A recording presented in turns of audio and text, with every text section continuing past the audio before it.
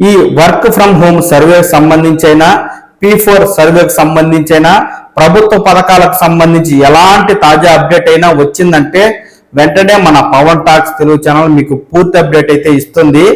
ఎప్పటికప్పుడు ఈ అప్డేట్ మీరు ఈ ఛానల్ ద్వారా తెలుసుకుంటూ ఉండడం కోసం వెంటనే ఈ ఛానల్ని లైక్ చేసి సబ్స్క్రైబ్ చేసుకోండి. హాయ్ ఫ్రెండ్స్, రాష్ట్ర ప్రభుత్వం సాఫ్ట్వేర్ ఉద్యోగులకు సంబంధించి సమాచారాన్ని సేకరించాలని నిర్ణయించిందండి. ఎందుకంటే వర్క్ ఫ్రమ్ హోమ్ అంటే ఇంటి పట్టునే ఉండి ఉద్యోగం చేసే విధానాన్ని ప్రోత్సహించడంలో భాగంగా ఈ సమాచారాన్ని సేకరిస్తున్నట్లు ప్రభుత్వం చెప్తుంది. సొంత ప్రాంతంలోనే ఉద్యోగ అవకాశాలను కల్పించడం, వారికి మెరుగైన వసతులను కల్పించడంలో భాగంగా వివిధ అంశాలకు సంబంధించి ఈ వివరాలను అయితే సేకరిస్తూ ఉందండి. ఇప్పటికే ఆయా గ్రామ వార్డు సచివాలయాల పరిధిలో ఈ సర్వే అయితే ప్రారంభమైంది. దీనికి సంబంధించి అధికారులు ఏం చెప్తున్నారంటే వర్క్ ఫ్రం హోమ్ కు సంబంధించి మొదలైన ఈ సర్వేకి ఉద్యోగులందరూ సహకరించాలని, ప్రభుత్వం దీన్ని ప్రతిష్టాత్మకంగా తీసుకొని నిర్వహిస్తుందని, ఈ సర్వే చేసిన తరువాత ఆ ఉద్యోగి కావచ్చు లేదా ఉద్యోగి కుటుంబంలోని వ్యక్తులు కంటి ఐరిస్, వేలిముద్ర లేదంటే ఫేస్ రికగ్నైజేషన్ ద్వారా అథెంటికేషన్ కూడా అధికారులు చేసుకుంటారని, దీనికి ప్రతి ఒక్కరూ సహకరించాలని కోరుతూ ఉన్నారు. మరి సర్వే అంటే సహజంగా అందరికీ చాలా అనుమానాలు ఉంటాయి. ముఖ్యంగా సాఫ్ట్వేర్ ఉద్యోగులకు సంబంధించి సర్వే చేస్తున్నప్పుడు ప్రభుత్వం ఎందుకు చేస్తుంది, ఈ వివరాలు ఎందుకు అడుగుతుంది, తాము ఎందుకు ఇవ్వాలి, ఒకవేళ మా ఇంట్లో ఉండే రేషన్ కార్డు కానీ వచ్చే పింఛను కానీ తొలగిస్తారా, లేకపోతే ఇతర ప్రభుత్వ పథకాలు ఏవి లేకుండా చేస్తారా, సాఫ్ట్వేర్ ఉద్యోగి ఉంటే పింఛను ఇవ్వమని, రేషన్ కార్డు ఇవ్వమని గత వైసీపీ ప్రభుత్వం చాలా మందికి అయితే తొలగించడం జరిగింది.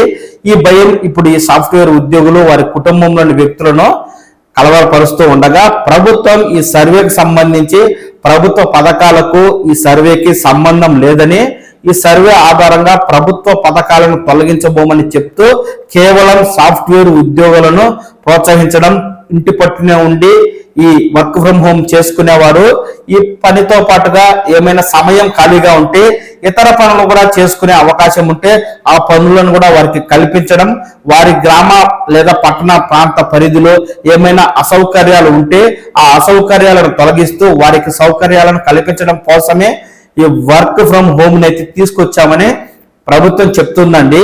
ఇంటికి వచ్చే సర్వే అధికారులు ఏ ప్రశ్నలు అడుగుతున్నారంటే మీ విద్యా అర్హత ఏమిటి, ఉద్యోగం ఏమైనా చేస్తున్నారా లేదా ఖాళీగా ఉన్నారా, ఉద్యోగం చేస్తూ ఉంటే ఐటీ డిపార్ట్మెంట్ లో ఏమైనా చేస్తున్నారా లేకపోతే ఏ విధమైన ఉద్యోగం చేస్తున్నారు, మీరు ఇంటి నుండే వర్క్ ఫ్రం హోమ్ చేస్తున్నారా లేకపోతే ఆఫీస్కి వెళ్ళి పని చేస్తున్నారా అనే వివరాలు అడుగుతున్నారు.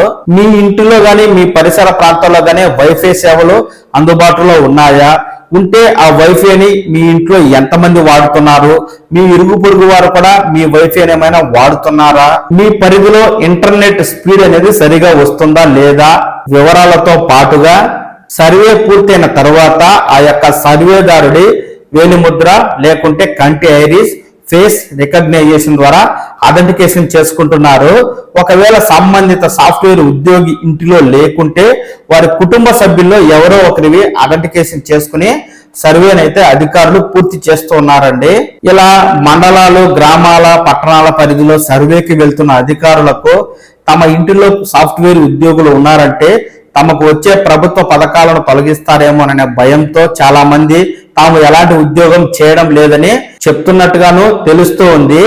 ప్రస్తుత కూటమి ప్రభుత్వం నిరుద్యోగ యువతకు ఉపాధి కల్పించడంలో భాగంగా అలాగే ఇంటి పట్టునే ఉండి ఉద్యోగం చేసే వర్క్ ఫ్రం హోమ్ ఉద్యోగులకు సంబంధించి మౌలిక వసతులను కల్పించడంలో భాగంగా మాత్రమే ఈ సర్వే అయితే చేస్తున్నట్టుగా చెప్తుంది. ఈ సర్వే ఆధారంగా వచ్చే సమాచారాన్ని తీసుకుని గ్రామాలు, పట్టణాల్లో వివిధ రకాల మౌలిక వసతులను రూపొందించడం ద్వారా ఖాళీగా ఉన్న నిరుద్యోగ యువత ఎంతమంది ఉన్నారు, ఎంతమంది ఉద్యోగం చేస్తున్నారు, ఉద్యోగం చేస్తుంటే వారికి ఉన్న సమస్యలు ఏమిటి, ఉద్యోగం లేకపోతే వారు ఎంతవరకు చదువుకున్నారు, ఏ పని చేయడానికి వారికి ఆసక్తి ఉంది తదితర వివరాలను తెలుసుకుని ఉపాధి అవకాశాలు కల్పించడంలో భాగంగానే ఈ సర్వే చేస్తున్నాము అని ప్రభుత్వం అయితే చెప్తుంది.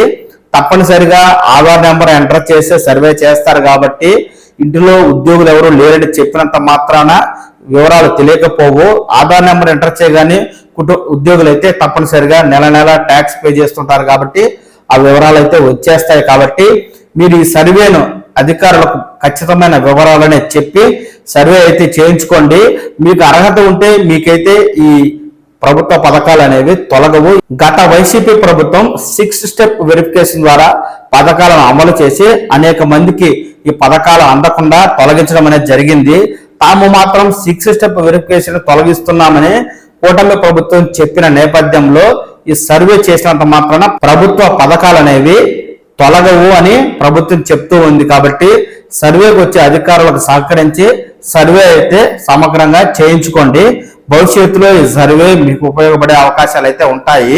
ఈ వర్క్ ఫ్రమ్ హోమ్ సర్వేకి సంబంధించైనా P4 సర్వేకి సంబంధించైనా ప్రభుత్వ పథకాలకు సంబంధించి ఎలాంటి తాజా అప్డేట్ అయినా వచ్చిందంటే వెంటనే మన పవన్ టాక్స్ తెలుగు ఛానల్ మీకు పూర్తి అప్డేట్ అయితే ఇస్తుంది. ఎప్పటికప్పుడు ఈ అప్డేట్ మీరు ఈ ఛానల్ ద్వారా తెలుసుకుంటూ ఉండడం కోసం వెంటనే ఈ ఛానల్ని లైక్ చేసి సబ్స్క్రైబ్ చేసుకోండి. నమస్కారం.